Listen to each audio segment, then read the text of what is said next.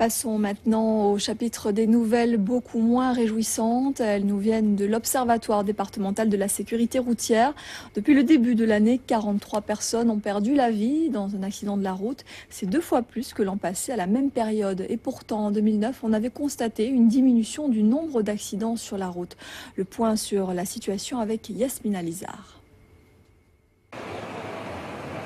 Des images qui sortent de l'enfer, mais l'histoire ne dit pas si les victimes sont mutilées à vie, rescapées de la route ou tout simplement décédées.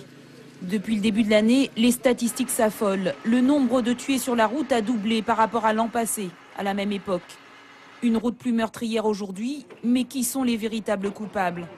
L'alcool, la drogue, la vitesse, disent les statistiques, mais aussi les conducteurs négligents qui ne portent pas de casque. Des conducteurs plus vulnérables que les autres qui font bondir les chiffres de la mortalité. 18 tués sur la route pour les 2 roues contre une dizaine l'an passé. Toujours au chapitre des sinistres records, avec 64% des accidents mortels sur ces voies, la Grande Terre décroche la palme pour les routes les plus meurtrières. Et nous recevons sur ce plateau le docteur Pierre-Michel Havet. Bonsoir. Bonsoir. Merci d'être avec nous. Vous êtes médecin du SAMU. Alors tout d'abord, rappelez-nous un petit peu la mission du SAMU.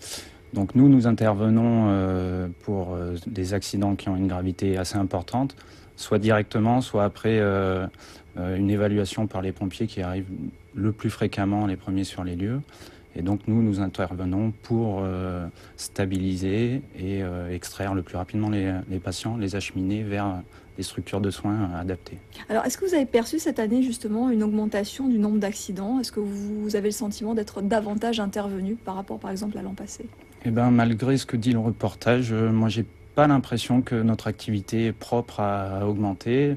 C'est sûr que les accidents de la voie publique sont notre quotidien, tant la journée et surtout la nuit, parce que les accidents graves ont lieu évidemment la nuit, en sortant de boîte, avec la vitesse, l'alcool. Alors justement, c'est ce que j'allais vous poser comme question. Est-ce que l'alcool, selon vous, est la principale cause des accidents? Est-ce que ça, vous avez des éléments pour nous permettre est-ce que vous pouvez l'affirmer ou pas? À évaluer, c'est difficile. Après, c'est sûr que ça participe au risque d'accident, à leur gravité. Donc c'est pour ça que on effectue quasi systématiquement des dépistages actuellement avec les gendarmes. Après, savoir si c'est le risque prépondérant ou pas,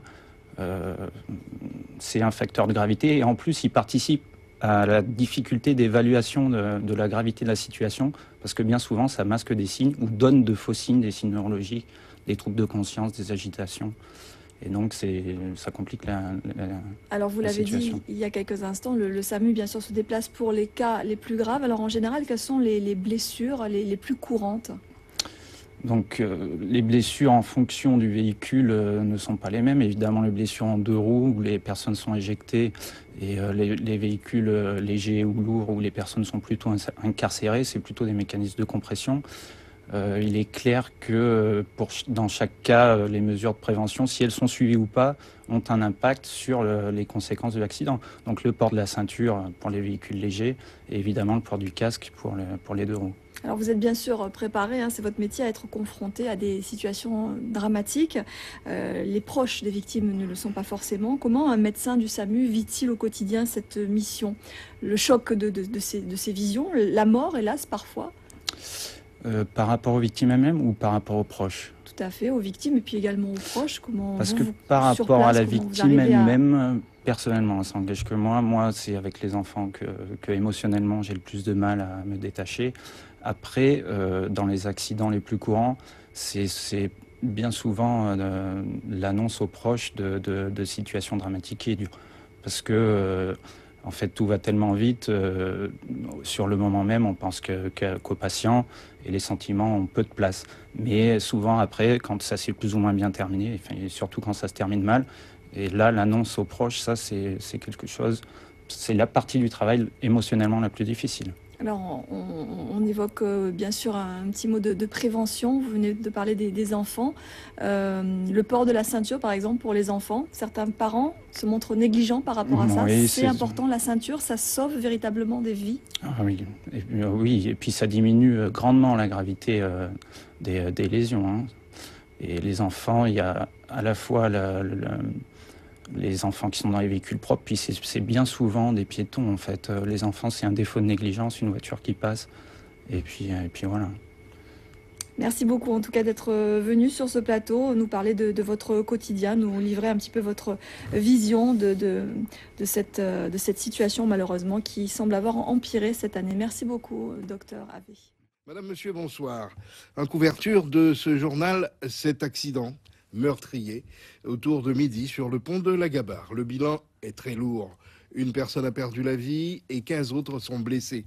Près d'une dizaine de voitures sont impliquées, dont un poids lourd. La circulation en a sévèrement pâti tout le reste de la journée. Reportage Gaël Jotam, Jean-Marie Mavounzi, Rémi de France. 16 victimes, dont un mort, un homme de 53 ans. C'est le bilan du plus grave accident de la route qu'ait connu le pont de la Gabarre. Midi 15, un chauffeur de poids lourd se dirigeant vers la Basse-Terre perd le contrôle de son véhicule et traverse la glissière de sécurité. En sens inverse, il percute 7 autres véhicules. Le dernier vient s'encastrer sous ses roues, arrêtant ainsi sa course folle. Sur place, le chef des pompiers confirme les faits.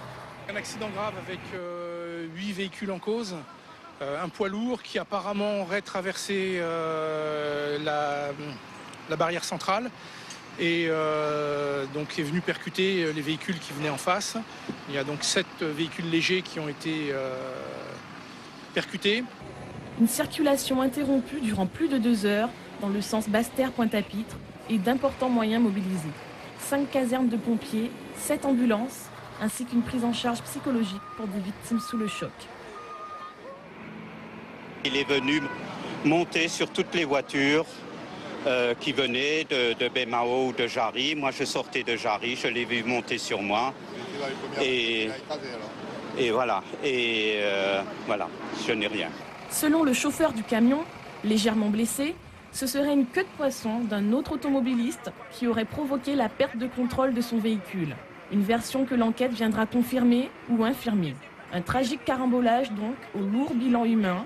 Cependant, pour l'heure, outre la personne décédée sur les lieux, aucun pronostic vital n'est engagé. L'accident de ce midi a, comme d'habitude, rassemblé une foule de curieux et de badauds. Les gendarmes ont connu bien des difficultés à les contenir à distance, mais ces mêmes gendarmes ne semblent pas savoir faire preuve de discernement. Ils ont ainsi tenté d'empêcher nos reporters d'images d'exercer leur métier. Rémi de France et Jean-Marie Mavounzi ont été agressés et bousculés par des gens d'armes qui ont tenté de s'en prendre aux caméras du service public. On se demande bien pourquoi. Image d'ambiance, récit Eddy Nedelkowski. La curiosité morbide créole a trouvé un nouvel allié avec téléphone portable et appareil photo numérique. Sans négliger ces badauds qui, croyant reconnaître une de leurs connaissances parmi les victimes, cherchent à s'en approcher, sans souci des barrières sanitaires et des cordons de sécurité.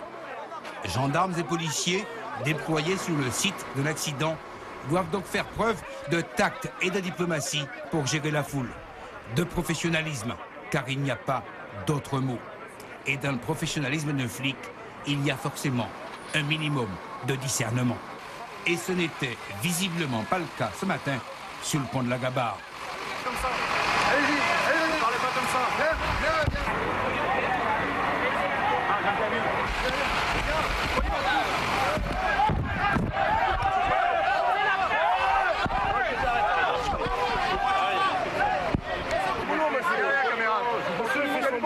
Vous êtes poli? Ça se fait pas, monsieur. Monsieur, vous bousculez avant. Dites que non. Les reporters d'images de Télé Guadeloupe, Rémi de France et Jean-Marie Mavounzi ont, malgré le fait qu'ils aient décliné leur nom et qualité de journaliste professionnel, été sérieusement bousculés par des flics dépassés. Micro arraché et caméra miraculeusement préservées d'une projection au sol, reporters bousculés gratuitement. C'est à ce prix-là que vous, téléspectateurs, avez droit à l'information. Et il ne s'agissait pourtant que d'un accident de la route.